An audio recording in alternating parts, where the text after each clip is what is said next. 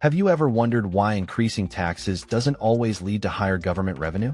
Let's delve into the concept of the Laffer curve to understand this intriguing economic phenomenon. The Laffer curve illustrates the theoretical relationship between tax rates and the total revenue collected by the government. At one extreme, a 0% tax rate results in no revenue. As tax rates increase from zero, the government begins to collect more revenue. However, this trend doesn't continue indefinitely. Beyond a certain point, further increases in tax rates can lead to a decrease in total revenue. This occurs because excessively high taxes may discourage people from working, investing, or spending, thereby shrinking the overall tax base. The concept is named after economist Arthur Laffer, who popularized it in the 1970s. During a meeting in 1974 with officials from the U.S. government, Laffer reportedly sketched the curve on a napkin to illustrate his point.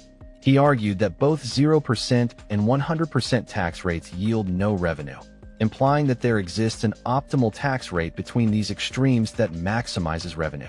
The exact position of this optimal point varies depending on various factors, including economic conditions and taxpayer behavior. Historical instances provide insight into the application of the Laffer curve. For example, during the 1980s, the United States, under President Ronald Reagan, reduced the top marginal tax rate from 70% to 50%. Proponents of the tax cuts argued that this move stimulated economic growth and maintained revenue levels, aligning with the principles of the Laffer curve. However, critics contend that these cuts significantly increased the federal deficit, highlighting the complexity of applying the theory in practice. Similarly, in the 1960s, President John F. Kennedy advocated for tax cuts, leading to the Revenue Act of 1964, which reduced income tax rates across the board. Supporters claimed that the cuts spurred economic growth and increased tax revenues, while detractors argued that other factors contributed to the economic expansion, making it difficult to attribute the growth solely to tax policy changes. It's important to note that the Laffer curve is a theoretical model. Determining the exact tipping point where tax rate increases begin to reduce revenue is complex and depends on numerous factors, including the elasticity of taxable income, the overall economic environment, and how taxpayers respond to tax changes.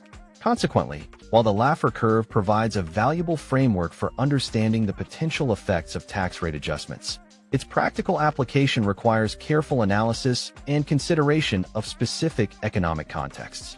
Understanding the Laffer curve is crucial for policymakers aiming to balance tax rates to fund public services without hindering economic growth.